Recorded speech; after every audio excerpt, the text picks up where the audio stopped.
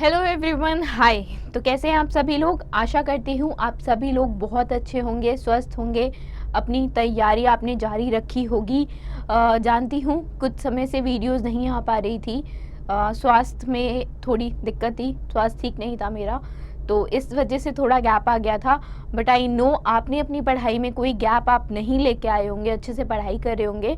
और मैं भी आपको प्रॉमिस करती हूँ कि आगे से पूरी कोशिश रहेगी कि गैप ना आए, और इतना लंबा तो बिल्कुल ना आए। ठीक है, तो इसी के साथ सेशन की शुरुआत करेंगे। ठीक है, बट क्या बोलते हैं कि जब सफ़र में मुश्किलें आए ना, अगर आप अभी क्या कर रहे हो, प्रिपेयर कर रहे हो एग्ज़ाम के लिए, एक सफ़र ही तो है। इसमें कितनी सारी मुश्किलें आती हैं, कभी कुछ हो जाता है, कभी घर में, कभी बाहर, कभी दोस्तों के साथ, कभी कैसे। तो सफ़र में अगर मुश्किलें आए तो हिम्मत हमारी और बढ़ जाती है, क्योंकि मुश्किलों से जब हम लड़ते हैं ना तो एक अलग ही कॉन्फिडेंस आता है। तो सफ़र में मुश्किलें आए तो हिम्मत और बढ़ जाती है, अगर कोई रास्ता रोके तो ज़रूरत और बढ़ जाती है। अगर बिकने पे आ जाओ तो घट जाता है दाम भी, अगर बिकने पे आ जाओ तो घट जाता है दाम। अक्सर ना बिकने का इरादा हो तो कीमत और बढ़ती है। तो इसी के साथ आज के सेशन की शुरुआत करते हैं, और आशा करते हैं कि आपकी कीमत बढ़ती बढ़ती बढ़ती और बहुत आप ऊंचाइयों को छुएं और बहुत बढ़ती जाए। ठीक है, जो ड्रीम जॉब आप चाहते हैं वो आपको ज़रूर मिले। तो आइए पहला क्वेश्चन देखते हैं करंट अफेयर का। आज के सेशन में पहला क्वेश्चन है, अडॉप्ट अ हेरिटेज 2.0 प्रोग्राम का नाम है अडॉप्ट अ हेरिटेज। ठीक है, ये 2.0 प्रोग्राम पहले भी लॉन्च हो चुका है, अभी 2.0 के नाम से लॉन्च हुआ है। ये इनिशिएटिव है ministry of tourism and UNESCO. तो वो कह रहा है कि which one of the following is या आर इनकरेक्ट और नॉट करेक्ट।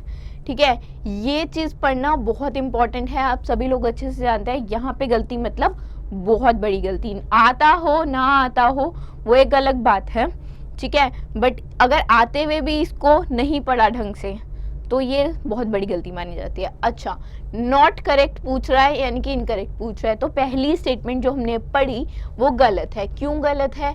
क्योंकि वो कह रहा है कि ये इनिशिएटिव है किसका, मिनिस्ट्री ऑफ, किसका है, ministry of tourism and UNESCO, जो कि गलत है। क्यों? क्योंकि ये इनिशिएटिव जो है वो लिया गया है ASI that is archaeological survey of India के द्वारा। इसके द्वारा, आर्कियोलॉजिकल सर्वे ऑफ इंडिया के द्वारा। ठीक है, सेकेंड सेंटेंस पढ़ते हैं, it is a revamped version of the earlier scheme launch in 17। बिल्कुल सही है, 17 में जो स्कीम लॉन्च की थी उसका ही 2.0 वर्जन है, नाम से ही पता चल रहा है। तो ये तो करेक्ट होना ही होना है। ठीक है, थर्ड पे चलते हैं। थर्ड कह रहा है, it aims to invite corporate stakeholders to enhance amenities at the monuments by utilizing their CSR funds. ये भी बिल्कुल करेक्ट है। बेसिकली जो स्टेक होल्डर्स हैं, कॉर्पोरेट स्टेक होल्डर्स हैं, उनको एक तरह से एक जिम्मेदारी दी जाएगी ताकि वो बेसिक एमिनिटीज़ प्रोवाइड करें और एक तरह से ये इन मॉन्यूमेंट्स का ध्यान रखें। ठीक है, इनिशियली ये काम 5 साल के लिए उनको बनाया जाएगा, लाइक इस काम के लिए उनको 5 साल के लिए अपॉइंट किया जाएगा, और आगे अगर they want to expand their tenure तो वो 5 ईयर्स के लिए, मतलब 5 ईयर्स तक एक्सपैंड हो सकता है। अच्छा, आंसर की बात हम करें तो इनमें से आंसर 1 जो है वो ए जो है वो करेक्ट होगा, क्योंकि सिर्फ एक ही स्टेटमेंट गलत है, दैट इज स्टेटमेंट आई जो है फर्स्ट जो है वो गलत है। ठीक है, देखें इसके बारे में थोड़ा सा और। तो जैसे मैंने बताया था, ASI archaeological survey of India जो है हमारा, इसने इसको लॉन्च किया है, बेसिकली इनिशिएट किया है, और एक ऐप भी लॉन्च हुआ है जिसका नाम है इंडियन हेरिटेज। अच्छा, ये इंडियन हेरिटेज ऐप में है क्या? देखो, बेसिकली क्या होगा, जो मॉन्यूमेंट्स हैं उनकी पिक्चर्स, उनकी लोकेशन, कोई जोग्राफिकल टैग्ड स्टेट वाइज कोई जोग्राफिकल टैग थिंग्स हैं मॉन्यूमेंट रिलेटेड या कैसे भी, वो सब होंगे।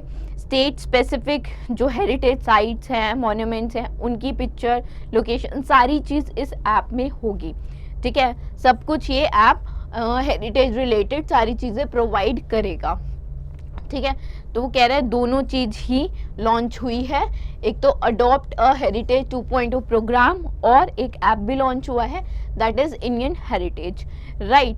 प्रोग्राम जैसे अभी बताया कि प्रोग्राम में इनवाइट हुए थे बेसिकली कॉर्पोरेट स्टेक होल्डर्स जो एनहांस करेंगे amenities in the monument by utilizing their corporate social responsibility, जिसे हम CSR बोलते हैं, ठीक है।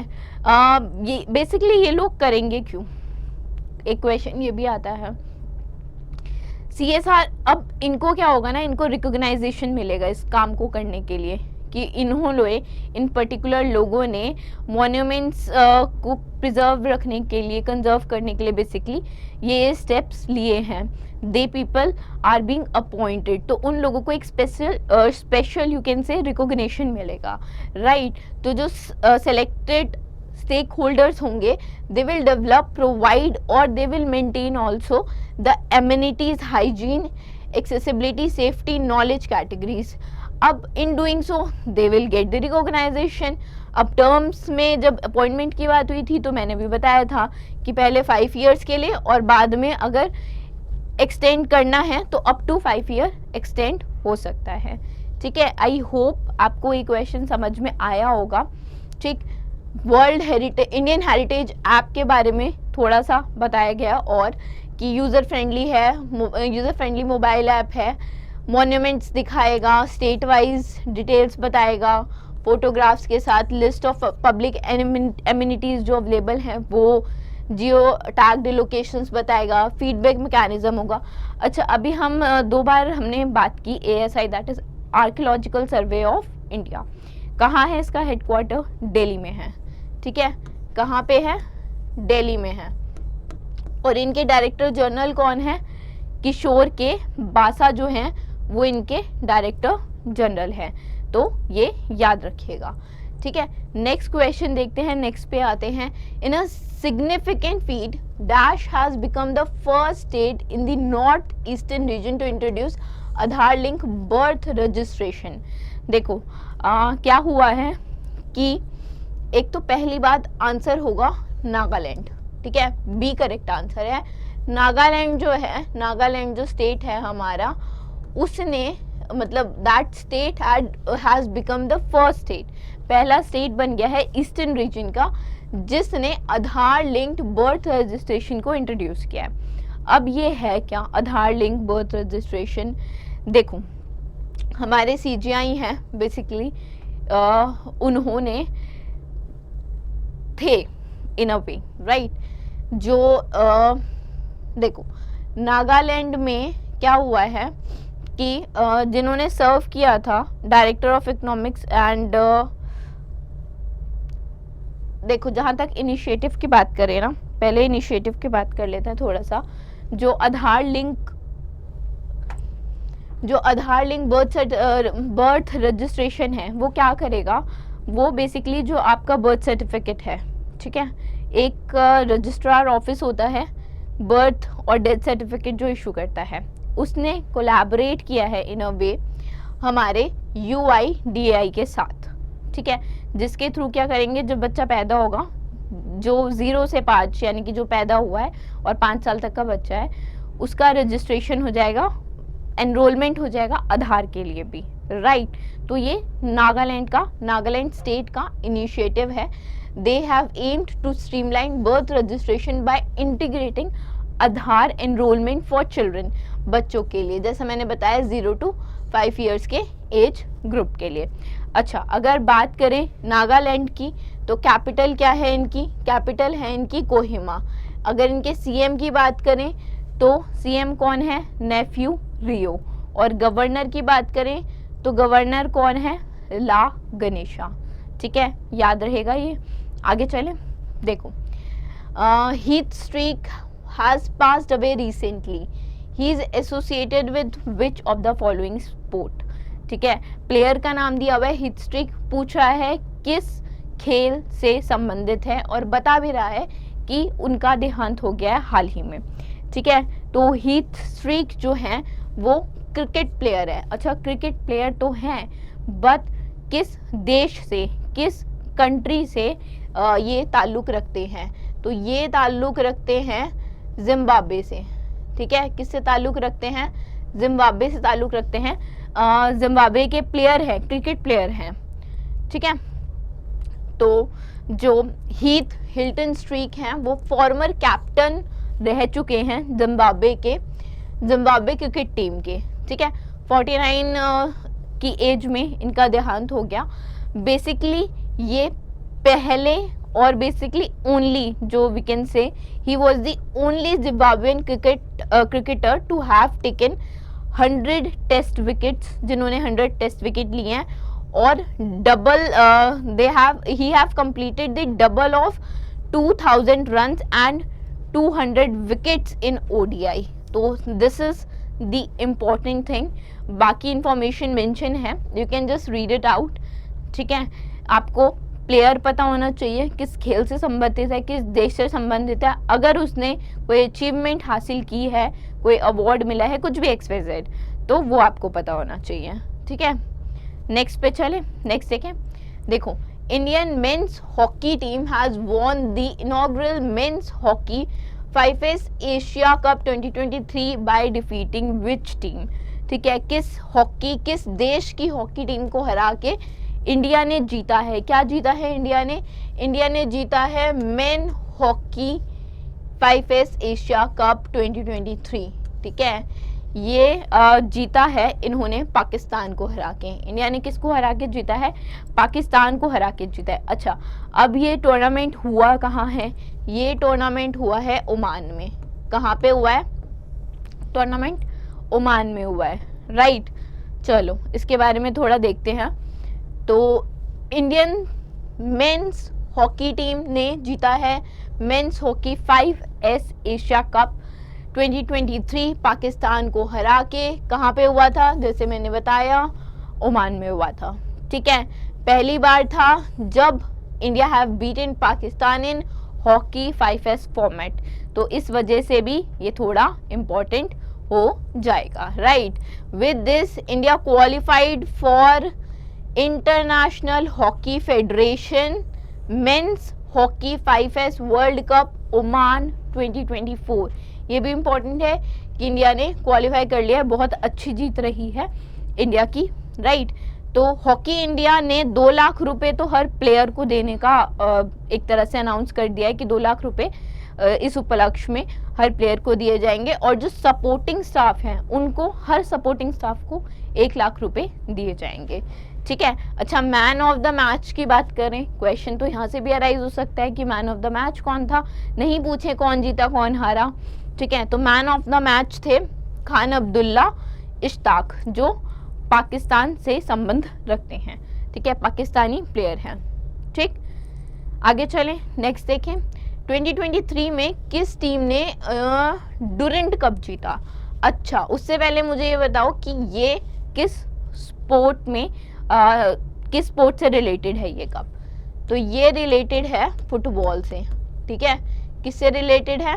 फुटबॉल से रिलेटेड है। फुटबॉल से रिलेटेड है तो जो लोग फुटबॉल देखते हैं, फॉलो करते हैं, उनको पता होगा मोहन बगान SG, that is super giant, ने ये कप, डुरंट कप, इस साल का जीत लिया है। ठीक है, मोहन बगान ने जीता है। किसको हरा के जीता है? मोहन बगान सुपर जायंट ने जो 2023 डुरंट कप जीता है, वो बंगाल फुटबॉल क्लब को हरा के जीता है। कौन हारा है? बंगाल फुटबॉल क्लब हारी है। ठीक है, अच्छा, मोहन बगान जो है वो ऐसी पहली टीम है जिसने 17 बार इस टाइटल को जीता, और जो ईस्ट बंगाल टीम है उसने 16 बार जीता है। ठीक है, तो अगर पूछे सबसे ज़्यादा तो वो कौन होगी? मोहन बगान होगी। बहुत फेमस टीमों में से मानी जाती है। ठीक है, 132nd एडिशन था डुरंट कप का।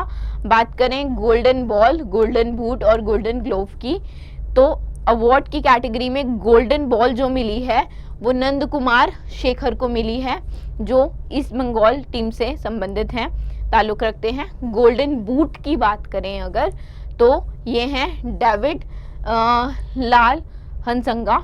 ठीक है, जो कि मोहन मोहम्मदन सुपर एससी से रिलेटेड हैं। अगर गोल्डन ग्लोब की बात की जाए तो गोल्डन ग्लोब विशाल कैथ हैं जो मोहन बगान सुपर जायंट से संबंध रखते हैं। ठीक है, तो गोल्डन बॉल नंद कुमार शेखर, ठीक, गोल्डन बूट डेविड लाल हंसंगा और गोल्डन ग्लोब विशाल कैथ, ये 3 नाम आपको याद रखने हैं। ठीक है, पूछ सकता है किस टीम से संबंधित हैं, किस खेल से संबंधित हैं, कौन सा अवार्ड मिला, तो सारी चीज़ें आपको याद रखनी है। नेक्स्ट पे चलें, नेक्स्ट देखें। Italian grand prix 2023 max Verstappen ने टाइटल जीता है इटालियन ग्रैंड प्रिक्स 2023 का। कौन दूसरे पायदान पे आया है, मतलब किसको हरा के जीता है, कौन दूसरे पायदान पे आया है, ये क्वेश्चन बन सकता है। And the answer is Sergio Perez. ठीक है, ये आए हैं दूसरे पायदान पे, यानी कि 2nd नंबर पे। 3rd नंबर पे कौन आया है, 3rd नंबर पे है कार्लोस। ठीक है, जो सर्जियो पेरेज हैं और जो हमारे मैक्स वेरेस्पेटसन हैं, ये दोनों ही रेड बुल से संबंधित हैं। ठीक, और देखो रेड बुल मैक्स वेरस्पेटसन जो नीदरलैंड के खिलाड़ी हैं, बेसिकली नीदरलैंड से हैं, उन्होंने इटालियन ग्रैंड प्रिक्स जीता है। फॉर्मूला 1 रेस आप जानते ही हैं, formula 1 Pirelli grand Premio D Italia 2023 जीता है। ठीक, जो कहाँ हुई थी, इटली में हुआ था, मोन्जा इटली में। दिस विन, ये जो जीत है वो उनकी 10वीं कॉन्जिक्यूटिव जीत में से एक है।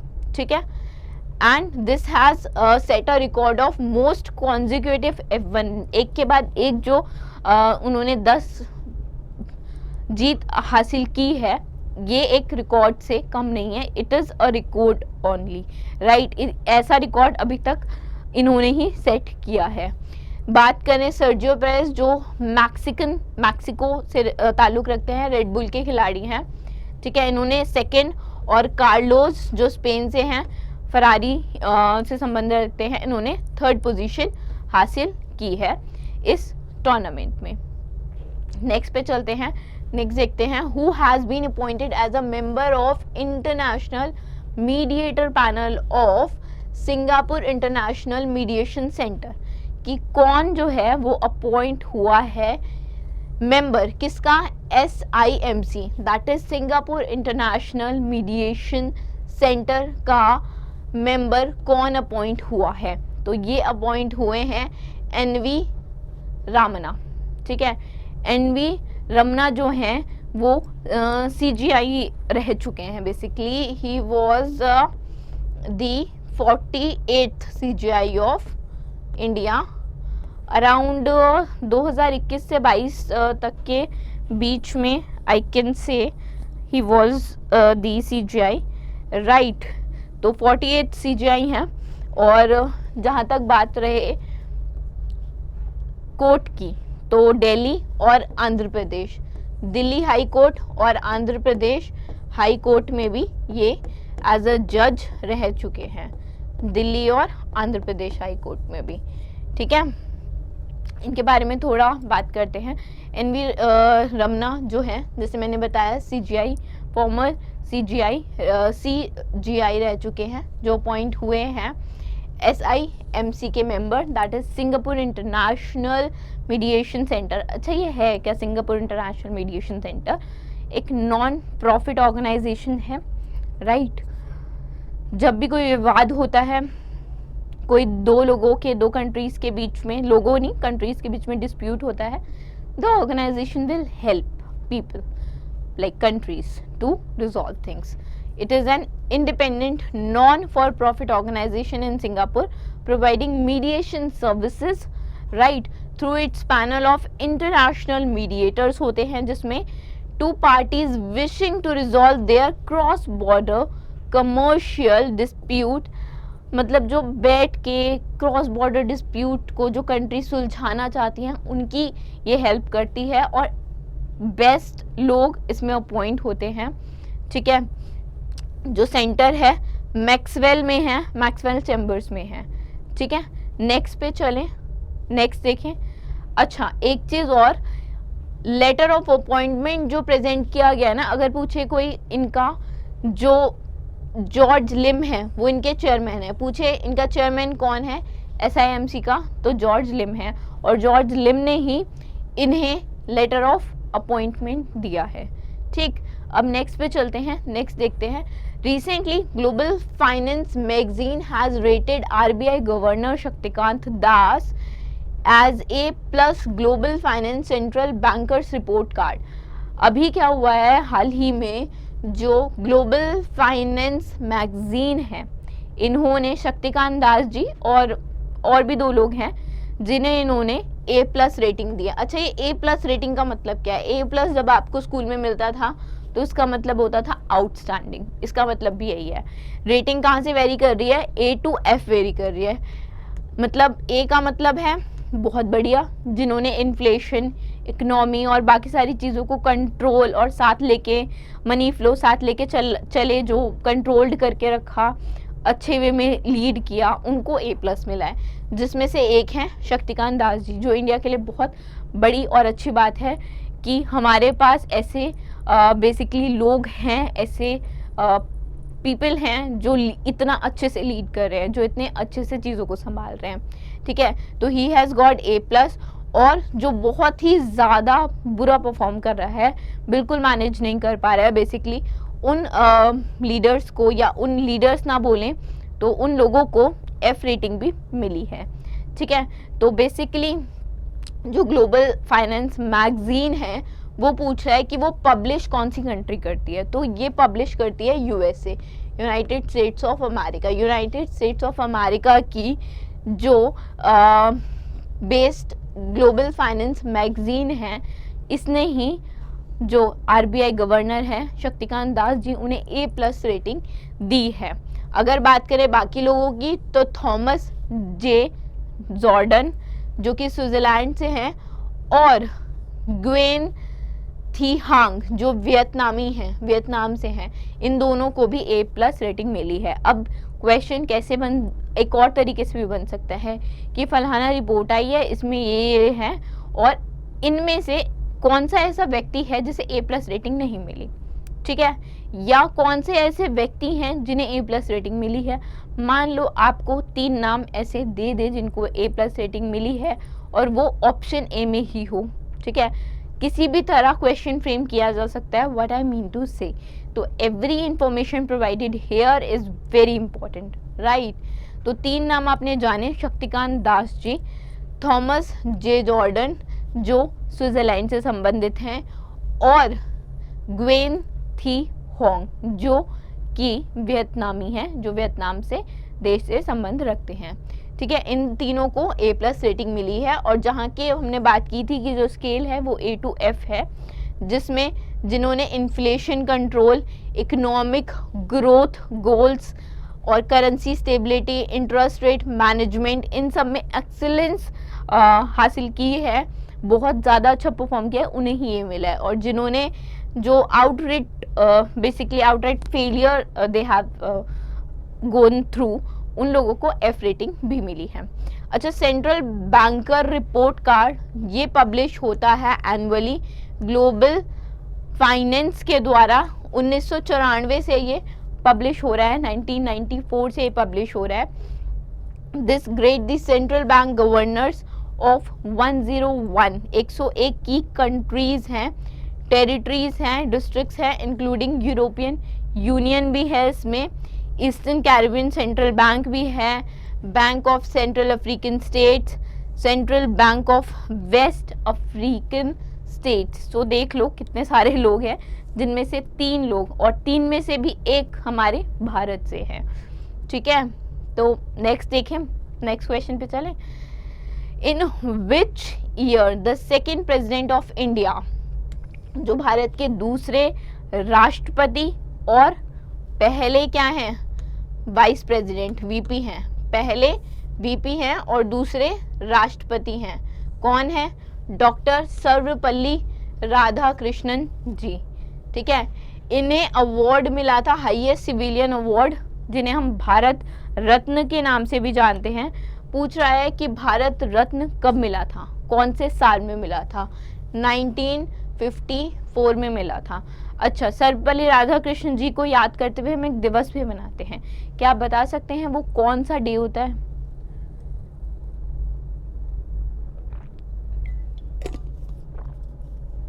बताइए, कमेंट कर सकते हैं आप, कौन सा डे होता है? It is national teachers day, जो अभी 2 दिन पहले ही आप कह सकते हैं 5 सितंबर को हमने मनाया था। नेशनल टीचर डे जो कब मनाया जाता है? 5 सितंबर को अक्रॉस इंडिया मनाया जाता है। नेशनल है, इंटरनेशनल नहीं। ठीक है, तो नेशनल टीचर्स डे जो सर्वपल्ली राधाकृष्ण जी की याद में हम बनाते हैं 5 सितंबर को। प्रेसिडेंट रह चुके हैं सेकंड और वाइस प्रेसिडेंट फर्स्ट। 1954 में इन्हें भारत रत्न मिला। तो नेशनल टीचर्स डे जो अभी हमने बात की, ऑब्जर्व एनुअली, और ये 5 सितंबर को जैसे मैंने बताया मनाया जाता है। और इस बार का 51 था, मतलब 51वां टीचर्स डे था, नेशनल टीचर्स डे था। सर्वपल्ली राधाकृष्णन जी की याद में ये मनाया जाता है। अच्छा, अब डॉक्टर सर्वपल्ली राधाकृष्णन जी के बारे में थोड़ा सा बात करते हैं, क्योंकि देखो क्वेश्चन ऐसे नहीं आएगा कि टीचर्स डे कब मनाया जाता है। ये स्कूल में भी बच्चों को पता होता है, क्योंकि मनाया जाता है एक्चुअली में। ठीक है, आप स्कूल से टीचर्स डे देख रहे हो 5 सितंबर, ये चीज़ आपको याद करने की ज़रूरत नहीं है, आपको ऑलरेडी याद होगी। स्पोर्ट्स डे हम मनाते हैं 29 अगस्त को, तो आपको स्पोर्ट्स डे 29 अगस्त के नाम से आपको नेशनल स्पोर्ट डे याद होगा। तो जो चीज़ें हम स्कूल में मनाते हैं वो बाय डिफ़ॉल्ट बार बार एक ही चीज़ को कर रहे हैं तो वो याद हो जाती है। तो क्वेश्चन ज़रूरी नहीं है डायरेक्ट ऐसे पूछ लें, बहुत ईजी बन जाता है। क्वेश्चन घुमाता का है, ऐसे ही घुमाता है कि डॉक्टर सर्वपल्ली राधाकृष्णन को अवार्ड कब मिला, उनकी बुक्स पूछ लेगा या कुछ भी ऐसी चीज़। तो ऐसे ही स्टैटिक बन जाता है, बनता करंट से ही है, करंट इवेंट से ही कुछ ऐसी चीज़ पूछ लेंगे जो आपको लगता है स्टैटिक है। ठीक है, तो बात करते हैं डॉक्टर सर्वपल्ली राधाकृष्णन जी के बारे में। तो ही वॉज बॉर्न इन 5 सितंबर, इसी वजह से हम नेशनल टीचर्स डे मनाते हैं, राइट। तमिलनाडु में ये बेसिकली पैदा हुए थे, जैसे मैंने बताया फर्स्ट वीपी थे और सेकंड प्रेसिडेंट रह चुके हैं। अच्छा, इनके कुछ आर्टवर्क्स के बारे में बात करें तो Indian philosophy, the philosophy of Upanishads, the idealist view of life, right, eastern religion and western thoughts, the philosophy of Rabindranath Tagore and east and west some reflections, ये इनके कुछ आर्ट वर्क्स हैं। तो ये याद रखना पूछ सकता है कि which of the following is not an art work of, या which of the following is an art work of doctor Sarvepalli Radhakrishnan. तो ये चीज़ आपको याद होनी चाहिए।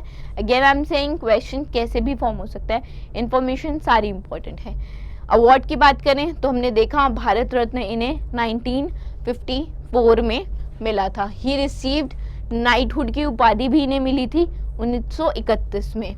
ठीक है, honorary membership of British royal order of merit इन्हें मिला है 1963 में, और he was the first Indian जिन्होंने मेंबर जो बने थे basically university of Oxford, the Spalding professor of eastern religion and ethics, जो 1936 से बेसिकली 1952 के बीच में ये बने थे। ठीक है, तो इतना डॉक्टर सर्वपल्ली राधाकृष्णन जी के बारे में सफिशिएंट रहेगा। ठीक है, आगे क्वेश्चन देखते हैं, नेक्स्ट क्वेश्चन पे चलते हैं। Which French company has joined hand with the IIT Madras for exploring opportunity in various domains of energy research. वो बोल रहा है किस कंपनी ने, कौन सी विच फ्रेंच कंपनी, कौन सी फ्रांस की ऐसी कंपनी है जिसने IIT मद्रास के साथ कोलैबोरेशन किया है, किस चीज़ के लिए? दे have collaborated for in the research of energy, energy domain में बेसिकली जो एनर्जी रिसर्च, एनर्जी किस तरीके से यूज़ हो सकती है, किस किस तरीके से बनाई जा सकती है, इस सब चीज़ों में दे हैव कोलैबोरेटेड। IIT मद्रास किसके साथ कोलैबोरेट किया है? ये है टेक्निप एनर्जीज, इनके साथ इन्होंने IIT मद्रास ने बेसिकली कोलैबोरेट किया है। अच्छा, आईआईटी मद्रास की बात कर ही रहे हैं तो आईआईटी मद्रास का हेडक्वार्टर कहाँ है? आईआईटी है तो तमिलनाडु चेन्नई में ही होगा। मद्रास है ना आईआईटी मद्रास, तो तमिलनाडु चेन्नई में। और जहाँ तक बात करें इनके डायरेक्टर की, तो इनके डायरेक्टर हैं वी कामाकोटी। ठीक है, आगे अब बात करते हैं आईआईटी मद्रास जिन्होंने एक्सप्लोर किया opportunities under various domain of energy research, right, with किसके साथ? They have collaborated with Technip Energies. Technip Energies के साथ they have collaborated. The research collaboration will improve or it will explore the solution for shaping a sustainable and low carbon future for both the countries like India and the world, or you can say सभी देशों के लिए it will help, right? The company has partnered with IIT Madras Energy Consortium to develop new technologies in the energy segment under collaborative research approach, right. तो ये collaboration हुआ है। ठीक, आज की वीडियो में जो इम्पोर्टेंट क्वेश्चंस पॉसिबल थे वो सारे थे। इवन मैंने 5 तारीख का जो डॉक्टर सर्वपल्ली राधाकृष्णन जी पे हमने क्वेश्चन आपको पूछा, दैट इज़ उन्हें अवार्ड भारत रत्न कब मिला, मैंने वो भी इंक्लूड किया because I thought it is important. तो आज के लिए इतना ही, आगे वीडियोस देखना ना भूलें। ठीक है, I can just promise you कि डिलेज नहीं होंगे, right. So be with us and we will provide questions. आपको हर फॉर्म में क्वेश्चन मिलते हैं, पीडीएफ फॉर्म में भी मिलते हैं, क्विजेस फॉर्म में भी मिलते हैं, मंथली भी होता है, वीकली भी होता है, आप सेशंस भी देख सकते हैं, right. So thank you for today.